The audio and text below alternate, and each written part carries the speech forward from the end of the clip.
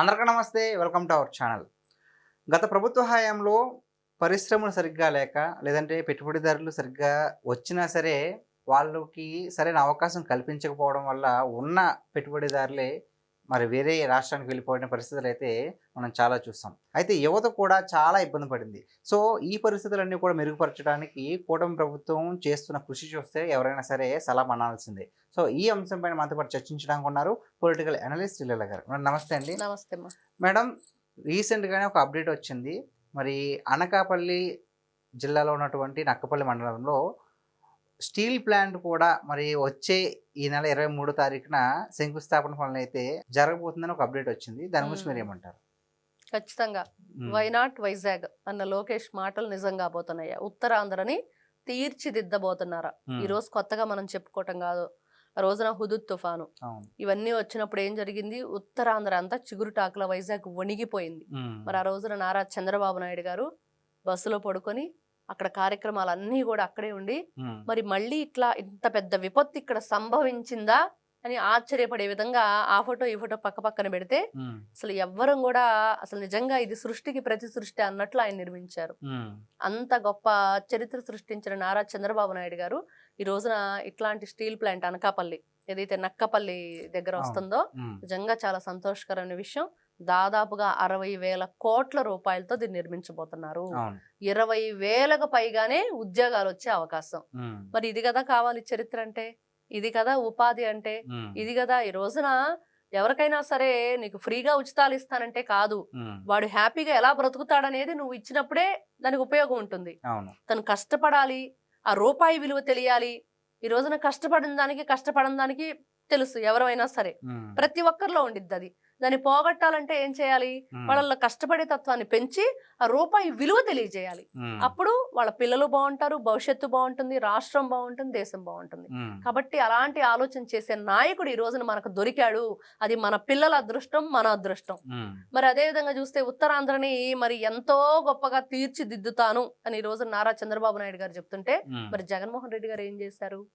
ఉత్తరాంధ్రని మరి ఆయన steel plant ని తీసేసి శుభ్రంగా అమ్మేసుకొని రూపాయికో పావలాకో మరి ఏదో ఇనుమిస్తే ఐరన్ ఇస్తే చిన్నపిల్లలప్పుడు ఐస్ ఇచ్చేవాళ్ళు, అట్లాగా ఈయన కూడా ఏదో ఒకటి చేసేసేవాడు. దాన్ని ఏ గోల్డో ఏదో ఒకటి ఎవరి దగ్గర నుంచో గోల్డ్ ఇటుకలు అయితే తెచ్చేసుకొని హ్యాపీగా కాలం గడిపేవాడు.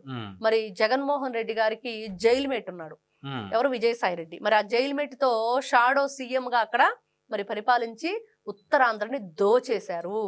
మరి ఎందుకు కంపెనీలు రాలేదు అని అంటే, వీళ్ళు ఏదైనా కంపెనీ మనకి వచ్చింది అంటే ఏం చేస్తాం? ఇదిగో మీకు ఇలాంటి వాతావరణాన్ని ఇక్కడ ఉంది, ఇలాంటి భూములు మీకు ఇస్తాము, మా యువతకి ఉద్యోగాలు ఇవ్వాలి, మీరు ఇక్కడ మీ కంపెనీలు ఇక్కడ స్థాపించుకోండి అని మనం చెప్తాం. జగన్మోహన్ రెడ్డి గారు ఏం చేశారు? వాళ్ళు ఫ్లైట్ దిగేదిగతలకే గన్ పాయింట్ పెట్టి, అరే నేను నీకు ఇక్కడ కంపెనీ ఇవ్వాలంటే నువ్వు నాకు ఎంత ఇస్తావు అని అడిగే పరిస్థితి అనమాట. అటు నుంచి అంటే జంపు వచ్చిన దారినే వెళ్ళిపోయినట్లు అయిపోయింది వాళ్ళ పరిస్థితి. ఉత్తరాంధ్ర సేఫ్ హ్యాండ్స్ లో ఉందంటారా? ఖచ్చితంగా 100%. ఈ రోజున ఇవన్నీ చూస్తున్నప్పుడు ఏదైతే మనం అనుకుంటున్న రామ్మోహన్ నాయుడు గారు విమానయాన శాఖ మంత్రిగా పనిచేస్తున్నారు. మరి దానికి సంబంధించి ఎయిర్పోర్ట్లు కానివ్వండి, ఇంటర్నేషనల్ లెవెల్లో మరి భోగాపురం ఎయిర్పోర్ట్, మరి ఇవన్నీ ఒక్కొక్కటిగా ఈ రోజున మనం చెప్పుకుంటున్న ఈ స్టీల్ ప్లాంట్ వైజాగ్ లో ఆల్రెడీ ఒకటి ఉంది. దాన్ని ప్రైవేట్ తరం కాకుండా ఏ విధంగా కాపాడారో చూసాము. దానిలో ఉన్న వాళ్ళకు కూడా ఏ విధంగా వాళ్ళకి సంబంధించిన జీతాలు కానివ్వండి, ఇంకా ఇంకా ఎన్నో రకాల ఆరోగ్య సమస్యలకు సంబంధించినవి కానివ్వండి, అన్ని అంటే ఇంకా వాళ్ళు ఏం కోరుకుంటున్నారనే దాని మీద కూడా ఆలోచన చేస్తున్నారు, గతంలో లేని వాటిని. ఎందుకంటే వాళ్ళకు మంచి ఆరోగ్యాన్ని ఇచ్చినా, వాళ్ళకి మంచి రాబడి ఇచ్చినా కూడా వాళ్ళు ఇంకా శ్రద్ధతో పనిచేసే అవకాశం, వాళ్ళ ఫ్యామిలీకి కూడా నష్టం లేకుండా ఉండేది. ఈ రోజున ఏదైతే మనం అనుకుంటున్న అనకాపల్లి స్టీల్ ప్లాంట్ కూడా దాదాపుగా 20,000 ఉద్యోగాలు, 60,000 కోట్ల రూపాయల పెట్టుబడి. మరి జగన్మోహన్ రెడ్డి గారు ఏం చేశారండి? ఏ రోజైనా సరే, ఎప్పుడైనా సరే, ఇదిగో ఈ ఉద్యోగం ఇచ్చాను, లేకపోతే ఇదిగో ఈ వ్యవస్థను నేను నెలకొల్పాను, ఇదిగో ఈ కంపెనీ మనకు వచ్చింది అని అంటే, గంజాయిని ఏ విధంగా తరలించాలి, అక్రమంగా పేదల బియ్యాన్ని ఏ విధంగా కొట్టేయాలి, మరి మద్యాన్ని ఏ విధంగా తయారు చేయాలి, మరి బాటిల్ ఒరిజినలే దాంట్లో మద్యం మాత్రం కల్తీ అన్నట్లుగా జగన్మోహన్ రెడ్డి గారి పరిపాలన. బాటిల్ చూపిస్తున్నావు బాగుంది, బ్రాండెడ్ బాటిల్, కానీ మద్యం ఏంటి? అది బ్రాండెడా కాదా? అది జగన్మోహన్ రెడ్డి గారు చాలా చాతచక్యంగా దొంగతనాలు బాగా చేశారు, బాగా కొట్టేశారు. కానీ ఈ రోజున ప్రతి ఒక్కరు, ఒక్క ఉత్తరాంధ్రనే కాదు, ఆంధ్ర రాష్ట్రం అంతా కూడా అభివృద్ధి పదం వైపు పరుగులు పెడుతుంది. భవిష్యత్తు బాగుంటుంది, ప్రజల కష్టాలు తీరబోతున్నాయి.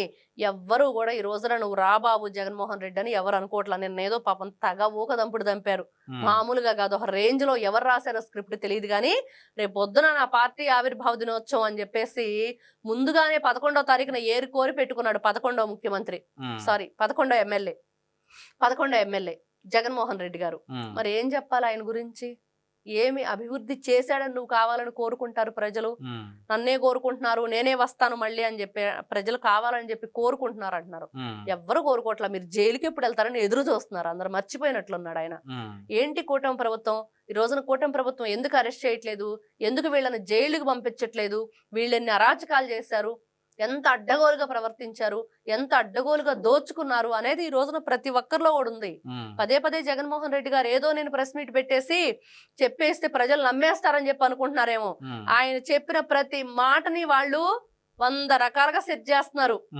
ఏంటి నిజం, ఏది అబద్ధం అని. నువ్వు చెప్పే మాటలన్నీ అబద్ధాలని చెప్పి తేలిపోతున్నాయి. పైగా నువ్వు గతంలో చేసిన తప్పులన్నీ బయటకు వస్తున్నాయి. అది మర్చిపోయి మరి స్క్రిప్ట్ రాసి ఇచ్చిన వాళ్ళు ఎవరో గానీ జగన్మోహన్ రెడ్డి గారి పార్టీ పతనానికి నాంది పలుకుతూ అయితే స్క్రిప్ట్ రాస్తున్నారు అనేది మాత్రం వాస్తవం. దానిలో ఎస్పెషల్లీ ఉత్తరాంధ్రలో చూసుకుంటే కనుక మరి బొత్స గారే కాస్త స్ట్రాంగ్ లీడర్ గా కనిపిస్తున్నారు. కానీ పరిస్థితులు చూస్తే ఆయనకేమో హెల్త్ బాగుండట్లేదు. మరి పార్టీలో కొనసాగుతారా లేదనేది కూడా డౌట్ గా ఉంది. ఒకవేళ నిజంగా బొత్స గారు బయటకు వచ్చేస్తే వైసీపీ నుండి, మరి వైసీపీకి ఉత్తరాంధ్రలో స్కోప్ ఉంటుందా? ఆయన వైసీపీ నుంచి బయటకు రావడానికి ఫస్ట్ మొన్నటి వరకు నడిచింది ఏంటంటే, నిజంగానే ఆయన ఆరోగ్య పరిస్థితి ఏదన్నా అయితే మరి ఆయన దాని మరణాన్ని కూడా అడ్డం పెట్టుకుని జగన్మోహన్ రెడ్డి డ్రామా ఆడతాడని. మరి అలాంటిది ఆ పార్టీ నుంచి నిజంగానే బయటకు వస్తాడా అని అంటే, రాజశేఖర్ రెడ్డి గారి మీద ఉన్న అభిమానంతో వాళ్ళ కుమారుడైన జగన్మోహన్ రెడ్డి గారితోనే బొత్స సత్యనారాయణ గారు కంటిన్యూ అవుతారనేదే కనిపిస్తూ ఉంది. మరి ఎంతవరకు వాస్తవం అనేది ఇంకా ఆయన ఆరోగ్య దాని మీద అడ్డం పెట్టుకుని వెళ్ళినా వెళ్ళొచ్చు, అది కూడా మనం చెప్పలేం.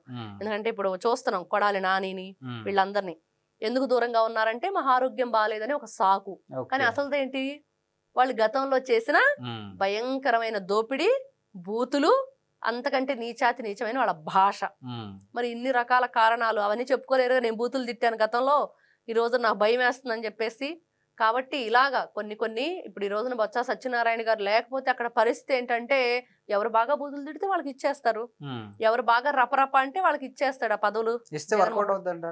అయినా అవ్వకపోయినా ఆయన కావాల్సింది ఏంటి? బూతులు తిట్టేవాళ్ళు కావాలి, రపరప అనేవాళ్ళు కావాలి, మరి ఏ విధంగా కత్తులు పట్టుకొని చిందులేసేవాళ్ళు కావాలి. అదే కదా గతంలో చూసాం.